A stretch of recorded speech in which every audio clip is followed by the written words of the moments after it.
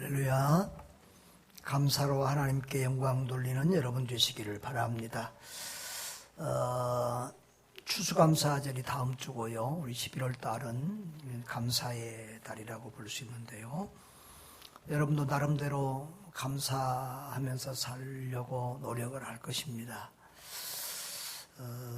저는 감사의 삶을 사는 데 있어서 도움을 주는 세 가지 성구를 말하라고 하면, 첫째는 저에게는 로마서 8장 28절, 내가 좋아하는 거 여러분 아시잖아요.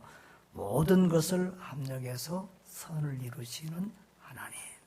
하나님을 믿으면 지금 어려워도 또 하나님께서 좋게 해주실 것을 믿고 감사하게 되더라고요. 그리고 두 번째는 오늘 우리가 본 빌립보서 4장 6절로 7절 말씀, 익숙한 말씀이죠. 먼저 감사하면 하나님께서 마음에 평강을 주신다. 그리고 세 번째로는 범사에 감사하라. 이 세 가지 말씀이 제가 감사 생활을 하는데 가장 큰 도움이 되는 것 같습니다. 빌립보서는 하도 제가 좋아하고 자주 또 말씀해서 여러분들에게 익숙하지만, 우리 빌립보서는 참 바울이 기록한 13권 중에 서신 속에서 가장 참 사랑이 넘치고 감사와 기쁨이 넘치고 또 가장 정감이 어린 따뜻한 서신입니다.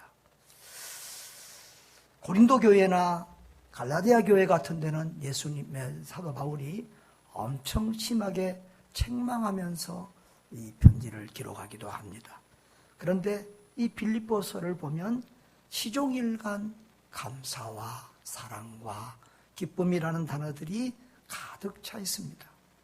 오늘 빌립보서 4장 1절만 봐도, 그러므로 나의 사랑하고 사모하는 형제들, 나의 기쁨이요 면류가 아닌 사랑하는 자들아, 이와 같이 주 안에 살아. 바울이 이렇게 편지를 쓰면서, 어느 교회 편지 쓰면서 사랑한다, 사모한다, 나의 기쁨이다, 나의 면류관이다, 이렇게 성도들에게 정말 구구절절 사랑을 표현한 그런 편지는 빌립보서가 유일하다고 볼 수 있겠습니다. 바울은 늘 선교를 위해서 물질과 기도로 도왔던 빌립보 교회, 그리고 자기가 감옥에 있으니까 잘할 때, 잘 될 때는 다들 박수치고 찬양하다가도 선교사가 어려운 일 당하고 감옥에 갇히면 나 몰라라 하고 멀리하고 부끄러워하는 교회도 많은데, 빌립보 교회는 정말 그 선교사가 가장 어려울 때 물질도 보내고 감옥에서 쓸 물건도 보내고 사람까지 도와서 도와주는 그 아름다운 빌립보 교회의 사랑에 감사하고 고마워하면서, 어떻게 하면 이 빌립보 성도들이 더 예수님을 잘 믿고 더 기쁘고 행복하게 살 수 있을까 하는 마음에서 이 편지를 썼습니다. 그래서 4절에도 보면 주 안에서 항상 기뻐하라, 내가 다시 말하노니 기뻐하라. 바울은 우리 빌립보, 사랑하는 빌립보 성도들이 정말 지금 어려운 환경 속에 살고 있지만, 박해받는 환경 속에 살고 있지만, 가난한 환경 속에 살고 있지만, 어찌하면 우리 빌립보 성도들이 더 주님 안에서 기뻐하고 행복하고 성령 충만하고 은혜스러운 삶을 살 수 있을까? 늘 그것을 염려하고 기도하면서 오늘 그들에게 감사하며 행복하게 살 수 있는 귀한 비결 하나를 말씀하고 있습니다. 그것이 6절과 7절의 말씀이죠. 아무것도 염려하지 말라 그랬습니다. 우리 6절 같이 한번 읽어볼까요? 아무것도 염려하지 말고 다만 모든 일에 기도와 간구로 너희 구할 것을 감사함으로 하나님께 아뢰라.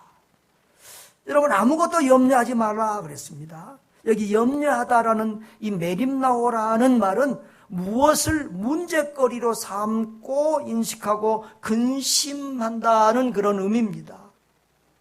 자, 그런데 이 아무것도 염려하지 말라는 말은 두 가지 의미를 가지고 있습니다. 첫째로는 지속적으로 염려하지 말라는 거예요. 사람이 염려 안 할 수는 없잖아요. 그런데 이 헬라어 언어의 명령은 말은 현재형으로 되어 있어서 지속적으로 염려하는 것을 근심하고 있어요. 그런 말 있잖아요. 새가 우리 머리 위로 지나가면서 똥을 싸는 것은 그건 우리가 막을 길이 어쩔 수 없다. 그러나 그 새가 우리 머리 위에 둥지를 털게 하면 안 된다는 말이 있듯이 우리 인간은 어려운 일을 당하고 힘든 일을 당하면 염려하고 걱정할 수밖에 없어요. 그렇지만 그 염려를 계속하지 말라는 거예요. 그 염려를 곧 날려버리라는 거예요.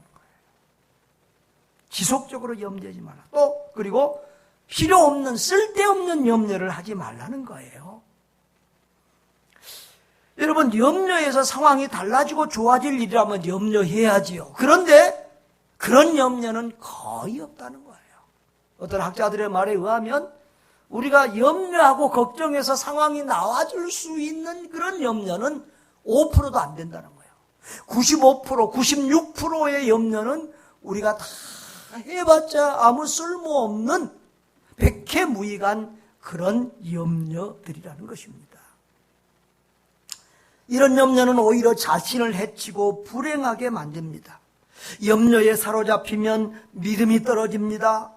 불신앙과 의심이 스멀스멀 올라오게 됩니다. 긍정보다는 부정적인 생각이 올라오고 감사 대신 불평이 우리를 지배하게 됩니다. 이렇게 염려가 우리를 불신앙과 불행에 빠뜨리는 것입니다. 그렇기 때문에 성경은 우리 주님은 우리에게 염려하지 말라고 반복적으로 교훈하고 계십니다.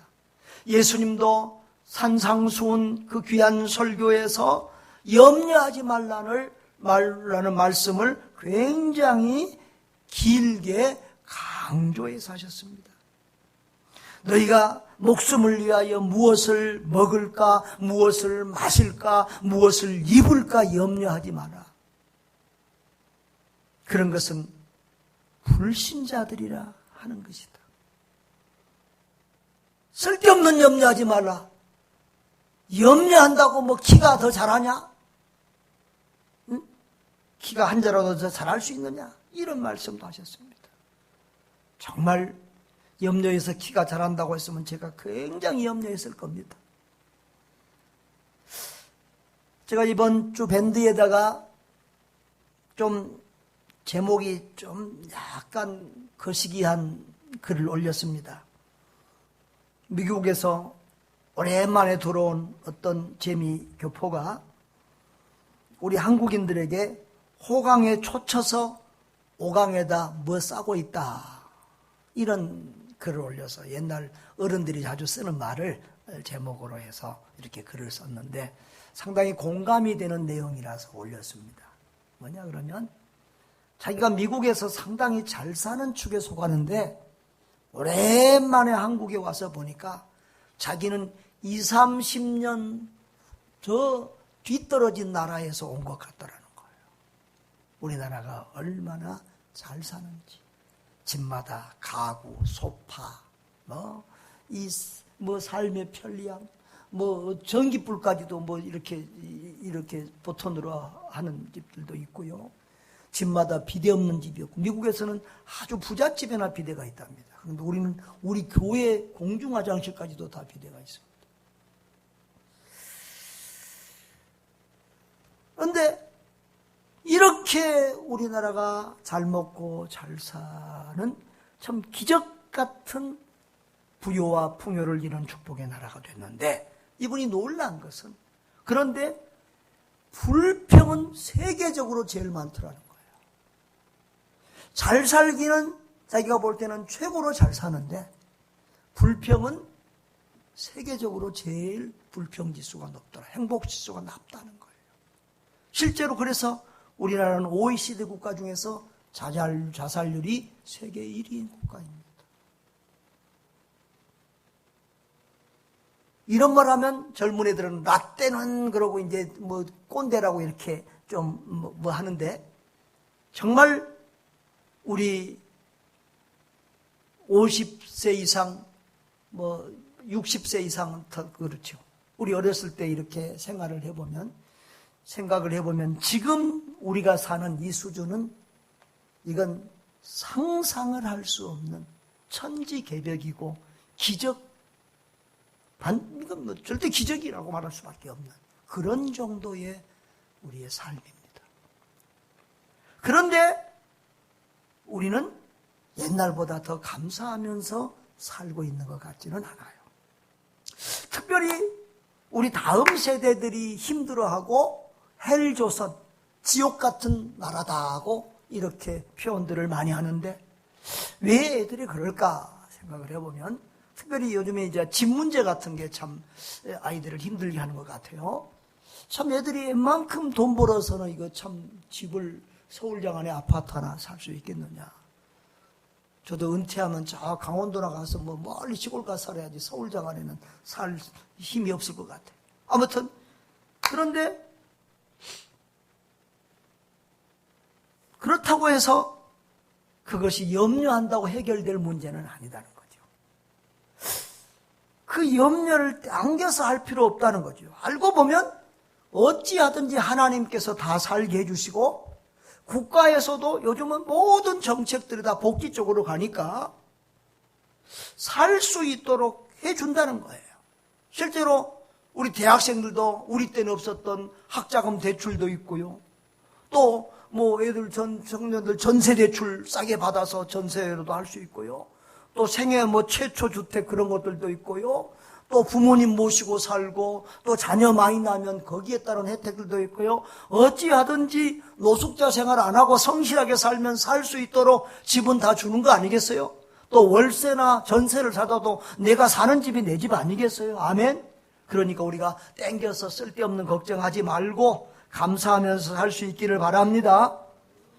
또 우리 나이대의 사람들은 모이면 우리 목사님들 선교사님들 모이면 다 하고 노후대책 나중에 은퇴하고 난 이후에 살 걱정을 다들 하시더라고요. 그래서 저는 그래요. 나는 마태복음 6장 33절이 내 노후대책이다 누가 물어보면 그래요. 마태복음 6장 33절이 뭐지요? 다 같이 읽어볼까요? 그런즉 너희는 먼저 그의 나라와 그의 의를 구하라. 그리하면 이 모든 것을 너희에게 더하시리라. 아멘. 우리 하나님이 약속한 거예요. 우리 하나님이 우리의 주님이요 주인이에요. 그러면 종놈은 말씀대로 살면 돼요. 하나님의 나라와 의를 구하는 삶만 살면 하나님께서 우리의 생애를 책임져 주실 줄 믿습니다. 주의 일 평생 했는데 하나님이 굶어 죽게 하겠어요?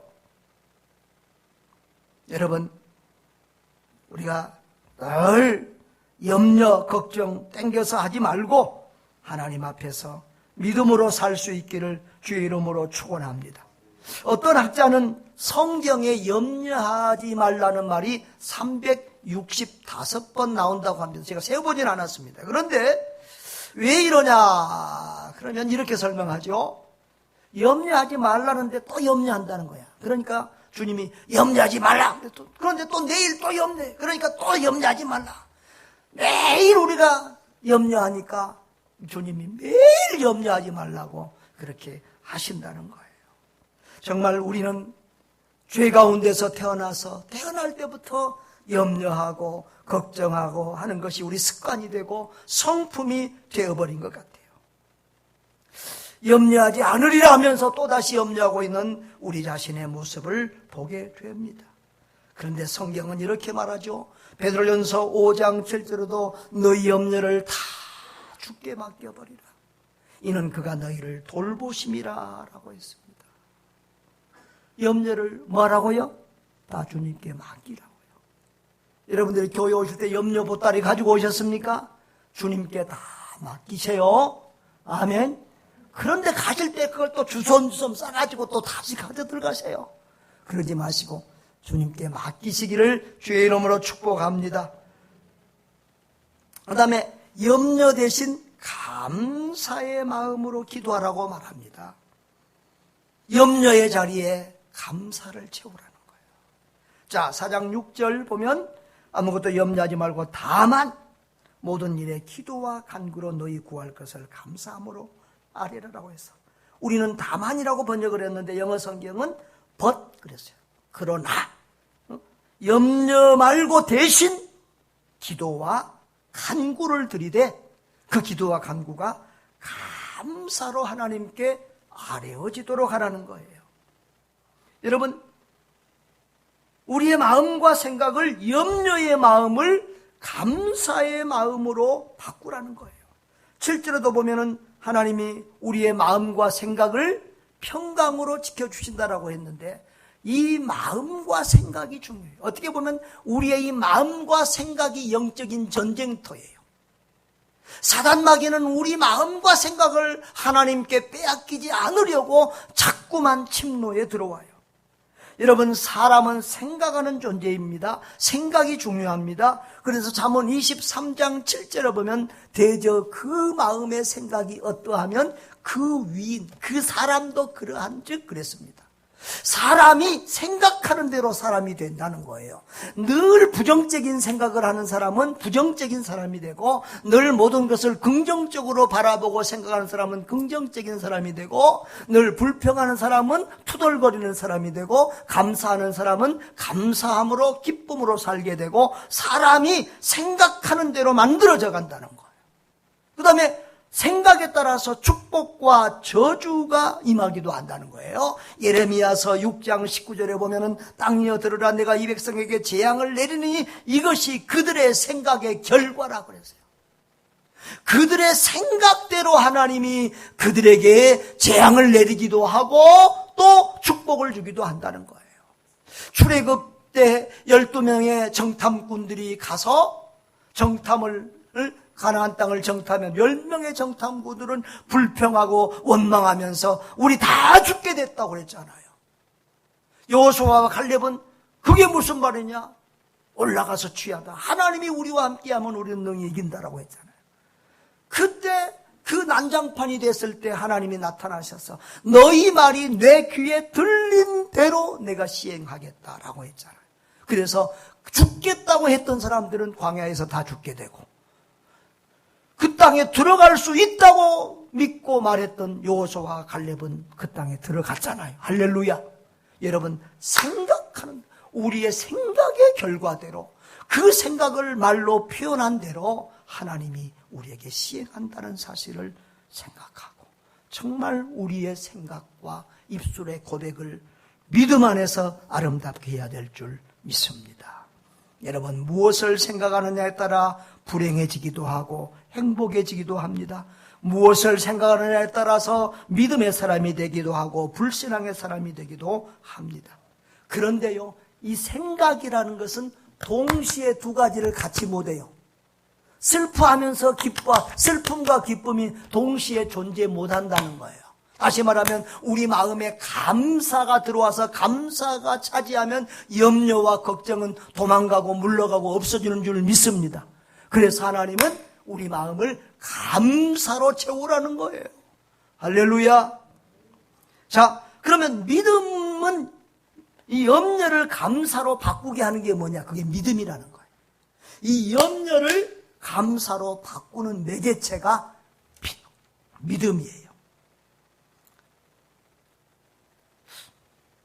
우리가 염려 안 하고 감사하면서 살고 싶죠. 누구나 기뻐하며 살고 싶죠. 그런데 그게 쉽지 않아요. 그런데 믿음이 우리가 커지면 그 일이 쉽게 되어진다는 거예요. 여러분, 믿음과 염려 또 믿음과 감사는 큰 이렇게 깊은 상관관계를 가지고 있어요. 믿음과 염려, 믿음과 두려움은 반비례해요. 쉽게 말하면 믿음이 커질수록 염려와 두려움은 작아지고 줄어들고 없어져요. 믿음이 줄어들면 이 불평, 염려, 걱정이 커져요. 그래서 우리는 자꾸만 믿음을 키움으로 감사 지수를 높이고 염려와 불평 지수는 낮춰가야 될 줄 믿습니다. 여러분, 믿음이 적으면 염려와 두려움이 커져요. 그래서 예수님은 제자들이 염려하거나 두려워할 때 이 믿음이 적은 자들아 이렇게 꾸중했던 것을 자주 볼 수 있습니다. 자, 마태복음 6장에 보면 먹고 사는 의식주 문제로 염려하는 제자들에게 주님이 이렇게 말씀하세요. 오늘 있다가 내일 아궁이에 던져지는 둘불 하나님이 이렇게 입히시는데 하물며 너희일까 보냐, 이 믿음이 작은 자들아. 응? 내가 저 들풀도 이렇게 아름답게 백합화도 이렇게 옷을 입히지 않느냐? 저 가을의 단풍도 이렇게 아름답게 내가 꽃 피우지 않느냐? 하늘의 새 봐라. 저 미물들도 굶어 죽는 거 없지 않느냐? 그런데 하물며 너희일까 보냐? 로마서 8장에는 그런 말까지 있죠. 독생자 아들을 주신 하나님이 우리에게 무엇을 아끼겠느냐? 하나밖에 없는 아들의 목숨까지 우리에게 내어주신 하나님이 우리에게 무엇을 아끼겠느냐 이거예요. 하물며 너희일까 보냐? 믿음이 작은 자들아, 걱정하지 마라. 그런 먹고 사는 문제의 그런 기본적인 걱정은, 의식주 문제의 걱정은, 그것은 이방인들, 즉 불신자들, 하나님 아버지 모르는 사람들, 그런 믿음 없는 사람들이나 하는 걱정이지 너희는 그런 걱정할 필요 없다. 주님이 이렇게 말씀하시잖아요. 파도를 보고 두려워하는 제자들에게 예수님이 이렇게 말씀하시죠. 어찌하여 무서워하느냐? 믿음이 작은 자들아. 또 의심해서 무리를 걷다가 물에 빠진 베드로에게 예수님이 이렇게 말씀하시잖아요. 믿음이 작은 자요, 왜 의심했느냐? 여러분, 주님은 우리에게 믿음이 작은 결과 염려하고 걱정하고 두려워한다고 말씀하고 있어요. 그래서 우리가 염려와 걱정을 물리치려면 무엇을 키워야 된다? 믿음을 키워야 되고 믿음으로 무장해야 된다는 것입니다. 창조주 하나님, 창조하신 우주 만물을 통치하시고 보존하신 하나님, 살아계신 하나님, 능력의 하나님, 늘 우리와 함께 하시는 임마누엘의 하나님, 나를 위해 독생자 예수 그리스도까지 십자가 위에 내어주실 만큼 우리를 사랑하시는 그 사랑의 하나님을 믿으면 우리가 염려와 근심과 걱정을 다 내려놓을 수 있는 줄 믿습니다. 염려를 감사로 바꿀 수 있게 되는 것입니다. 여러분, 감사는요, 하나님을 인정하는 믿음의 결과로 나타나요. 염려는 없애고 줄이고 믿음은 날마다 키워가시기를 바랍니다. 믿음이 커지는 만큼 우리의 감사도 넘치고 풍성해질 줄 믿습니다. 자, 그런데 이 감사의 기도는 하나님이 기뻐하시는 기도입니다. 빌립보서 4장 6절에 오직 모든 일에 기도와 간구로 이렇게 너희 구할 것을 감사함으로 하나님께 아뢰라고 그랬어요. 모든 일에 기도와 간구로. 여기서 왜 기도면 기도, 간구면 간구지 기도와 간구 두 가지 단어를 사용하고 있을까? 물론 한 가지 의미라고 볼 수 있지만 구체적으로 자세히 얘기하자면 그렇습니다. 이 기도라는 것은 예배 시간에 하는 기도라든지 일반적인 기도를 말하고요. 이 간구라는 말은 우리가 무엇이 필요해서 우리가 하나님께 요청하는 그런 필요 요청에 관한 기도를 말합니다. 어찌하든지 기도든지 간구든지 우리의 기도를 뭘로 채우라? 감사로 채우라는 거예요. 감사로 바꾸라는 거예요. 원망, 탄식, 불평 이런 걸로 하지 말고 감사로 바꾸라는 겁니다. 그러면 하나님이 우리 기도를 감사로 바꾸라는 그 의미에는 두 가지의 내용이 있어요. 어떻게 하면 우리가 염려와 걱정을 감사 기도로 바꿀 수가 있는지. 첫째로는 하나님에 대한 믿음입니다. 자꾸 문제를 바라보면 염려와 걱정에 붙잡히게 되고 감사가 잘 안 나와요. 이스라엘 그 가나안 땅 점탕군들이 문제를 바라보니까 감사하지 못하고 불평했던 것처럼. 그런데 문제가 아닌 문제 위에 계신 하나님, 그 문제를 해결하실 수 있는 능력의 하나님을 바라보면 감사가 되는 줄로 믿습니다. 그래서 이것은 하나님께 기도의 초점을 문제에 두지 말고 어디다 두라? 하나님께 두라. 기도의 초점을 어디다 두지 말고 현상에 내가 가지고 있는 문제에 두지 말고 그 문제 위에 계신 문제 해결자이신 하나님께 포커스를 맞추면 문제를 바라보는 시간보다 하나님을 바라보고 묵상하는 시간이 많아지면 기도가 감사 기도로 바뀐다는 거예요. 또 한 가지 그 의미는 뭐냐 그러면 우리가 하나님 앞에 기도하고 받은 응답은 무조건 감사하겠다는 그런 믿음이 있어야 된다는 거예요. 하나님이 우리에게 응답해 주시는 응답은 모두가 좋은 거라는 거예요. 여러분, 우리 하나님은 모든 것을 합력해서 선을 이루시잖아요. 우리 기도에 즉각 응답해 주는 것도 감사, 나중에 응답해 주시는 것도 감사, 어떨 때는 침묵해 주시고 안 들어주시는 것도 감사해요. 여러분, 우리는 자꾸 착각을 하는 게 있어요. 하나님이 우리 기도를 다 들어주시면 우리가 더 행복하고 좋아지고 이 세상이 살기 좋은 세상 될 것 같다는 착각을 하고 살아요. 아니에요. 하나님이 우리 기도 다 들어주면 세상은 지옥같이 될 거예요. 왜? 모든 사람들이 욕심이 자기중심적인 생각들이 끝이 없으니까 그래요. 또 우리 기도 다 들어주면 우리는 여기 못 앉아 있어요. 교만해지고 하나님 의지 안 하고 성격 베리고 인격 망가지고 믿음 없어지고 우리 다 망가져요. 하나님이 적절히 우리 인생을 우리 마음대로 안 되게 해주시니까 얼마나 감사한지 몰라요. 할렐루야. 우리 하나님은 모든 것을 합력해서 선을 이루시고 우리의 유익을 이루어 가시는 하나님이신 것을 꼭 믿으시기를 바랍니다. 여러분, 하나님의 수가요 우리 수보다 훨씬 높아요. 우리가 기도해서 즉각 응답받으면요 우리 기도 안 해요. 기도가 천천히 응답되니까 오랫동안 기도하고요. 기도하는 중에 우리 성질 죽고요. 기도하는 중에 우리 믿음 잘하고 그래요. 우리 하나님이 우리에게 주신 모든 응답은 다 좋은 것이다.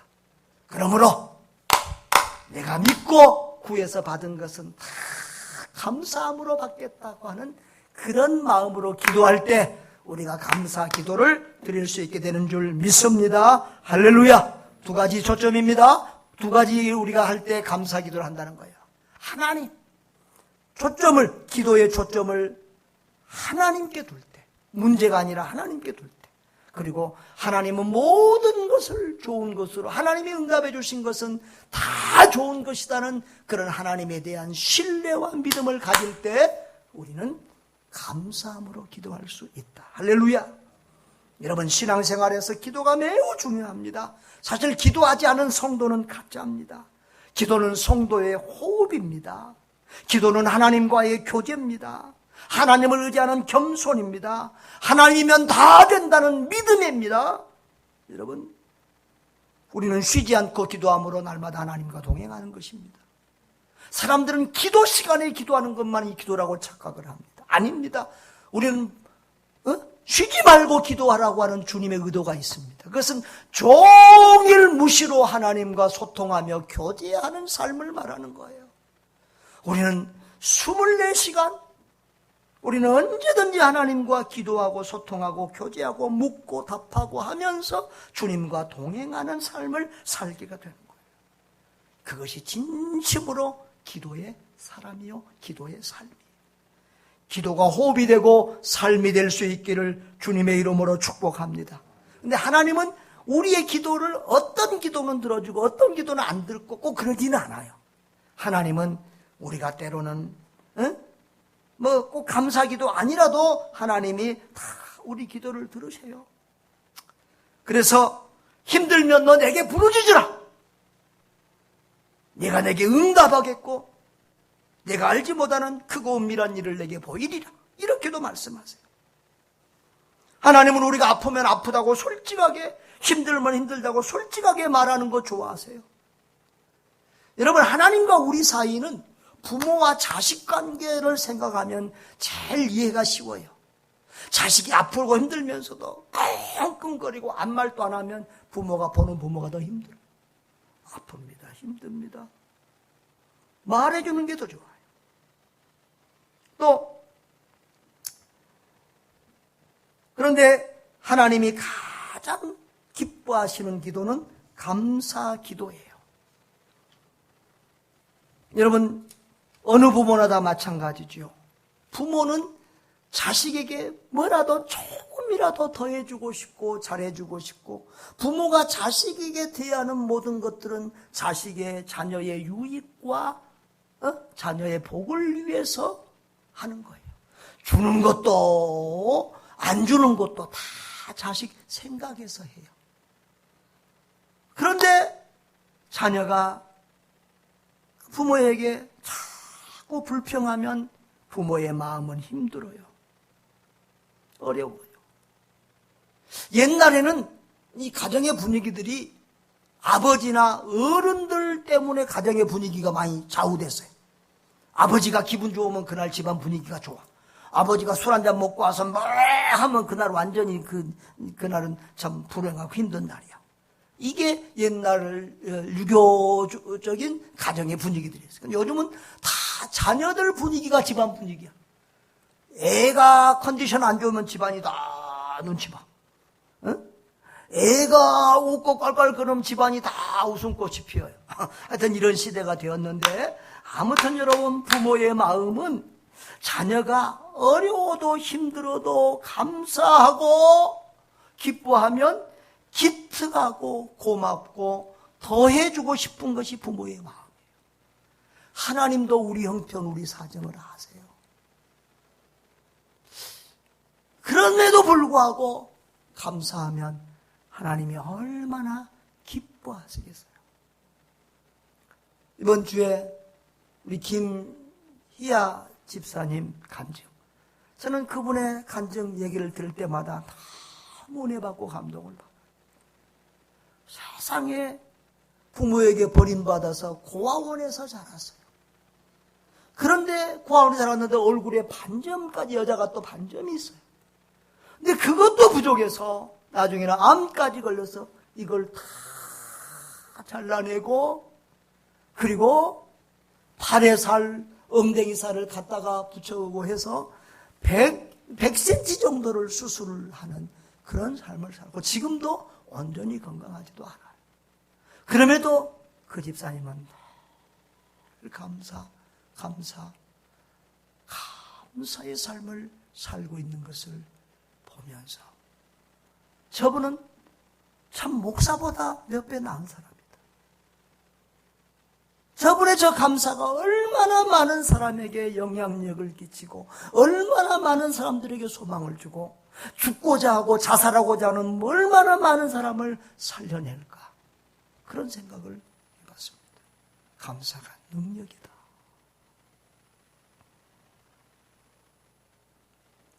하나님은 그렇게 감사하는 자들에게 은혜 베풀어 주시고 복 주시는 줄 믿습니다. 우리 김윤상 선교사라고 하는 젊은 분의 간증도 있었는데, 이분은 이 멕시코 선교사인데 어느 날 교통사고로 하루아침에 죽음의 지경에 이르게 됩니다.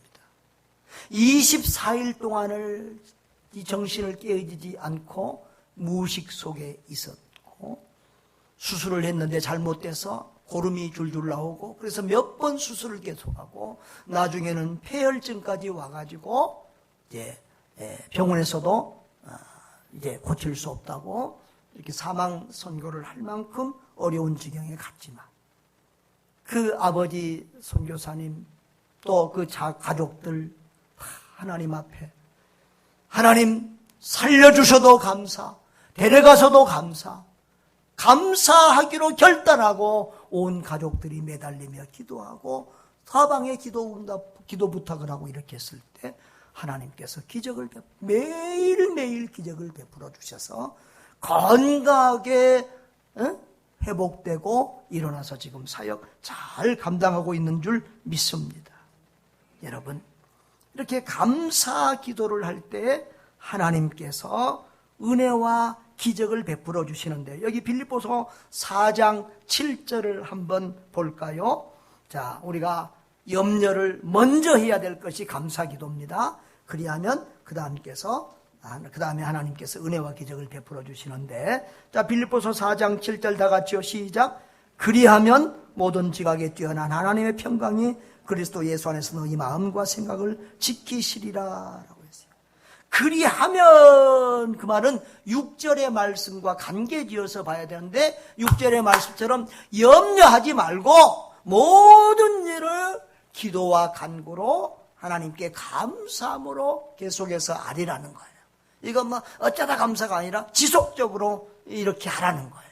하여튼 그렇게 감사로 염려와 문제를 감사의 기도로 바꾸어서 하나님께 올려드리면 하나님께서는 모든 지각에 뛰어난 하나님의 평강이 그리스도 예수 안에서 너희 마음과 생각을 지키신다 그랬어요. 여기 평강, 하나님의 평강, 샬롬이죠. 샬롬은 우리 성도들 좀 알죠. 하도 자주 들어서. 이 샬롬은 가장 만족하고 좋은 상태인데, 세상에 있는 평화가 아니라 하나님에게 있는 평강, 그것이 샬롬이에요. 가장 좋은 상태, 가장 행복한 상태. 찬송가에 보면 그렇잖아요. 평화로다 하늘 위에서 내려오네. 세상이 주는 평화, 뭐가 잘 돼서 돈 많이 벌어서 뭐 누구 어째서 뭐 이렇게 오는 평화가 아니라 하늘로부터 하나님으로부터 부어지는 이 평강, 기쁨, 행복, 이 샬롬, 평안의 마음, 이 샬롬이 부어지는데, 또 뭐라고 했어요? 그 다음에 그 샬롬이 예수 안에서 너희 마음과 생각을 지켜주신다는 거예요. 지켜주신다. 바울은 여기서 의도적으로 지켜주신다라는 단어를 사용한 것 같은데, 이것은 프루레이라고 하는 군대 용어예요. 망을 보고 감시하고 지킨다는 말인데, 마치 이 파수꾼이 보초가 요새를 지키는 것처럼 하나님이 그 감사로, 염려와 걱정 대신 감사로 기도하는 그 성도의 마음을, 평강을, 그 마음의 평강이 도란하지 않도록, 사탄 마귀가 그 평강을 뺏어가지 못하도록, 환경이, 상황이 그 평강을 앗아가지 못하도록 하나님이 굳건하게 지켜주신다는 거예요. 할렐루야. 사랑하는 여러분, 하나님은 문제 속에서도, 상황이 좋지 않음에도 불구하고 먼저 기도로 하나님 앞에 모든 것을 간구하는 사람에게 은혜와 복을 주시는 줄 믿습니다. 두 가지 응답입니다. 아까 그 선교사님의 경우처럼 기적적으로 기적을 일으켜서 문제를 해결해 주시든지, 아니면은 그 기도는 응답 안 됐지만 때로는 뭐 병이 안 고치고 목 안 고쳐지고 죽기도 할지라도 그래도 그렇게 기도한 사람들 마음속에 하나님의 평강이, 기쁨이 있도록 하나님이 응답해 주시는 거예요. 두 가지로 응답해 주시는 거예요. 여러분, 하나님은 우리에게 믿음 생활에서 우선순위를 가르치실 때가 많아요. 먼저 해야 될 일이 있고 나중에 해야 될 일이 있다. 먼저 이렇게 해라, 그리하면 내가 이렇게 해주겠다. 이렇게 약속하고 있는 말씀들이 있어요. 마태복음 6장 33절에서 너희는 먼저 그의 나라와 그의 의를 구하라. 먼저 하나님 중심으로 하나님 편에서 생각하고 일하라는 거예요. 그러면 나머지 니들 문제 해결해 줄게. 그렇게 약속하셨잖아요. 오늘 기도에서도 마찬가지. 문제 해결됐으니까 감사합니다. 응답 받았으니까 감사합니다. 이것은 누구나 할 수 있는 감사예요. 불신자들도 상황이 좋아지면 다 감사해요. 하나님은 이런 감사를 우리에게 요구하시는 것이 아니라 아직 염려 가운데 있는데, 아직 문제 가운데 있는데, 아직 죽음과 같은 고통 가운데 있음에도 불구하고 그런 상황에서도 먼저 하나님 앞에 감사하라는 거예요. 그리하면 하나님께서 우리 마음에 하늘의 평안을, 기쁨을, 행복을 보장해 주시고 지켜주신다는 거예요. 우리 기도에 또 기적같이 응답해 주시기도 한다는 거예요. 할렐루야. 사랑하는 여러분, 염려와 문제 없는 사람은 세상에 없습니다. 그러나 믿음은 문제를 내려놓고 살아계신 하나님을 바라보게 합니다. 믿음은 모든 것을 합력하여 선을 이루시는 하나님을 믿고 감사하게 합니다. 모든 문제를 감사기도로 주님께 올려드리십시오. 감사기도의 사람들이 되십시오. 아멘. 감사기도의 사람이 되세요. 감사하면 응답받습니다. 감사하면 하늘 평안을 누립니다. 감사하면 행복한 성도가 됩니다. 감사기도로 살아계신 하나님을 체험하고 천국의 기쁨을 누리며 살아가는 복된 성도들 되시기를 주님의 이름으로 축원합니다. 다 같이 동성으로 기도합니다. 살아계신 아버지 하나님, 주님의 은혜와 사랑을 감사합니다. 우리는 환경, 상황, 문제만 바라보고 원망하며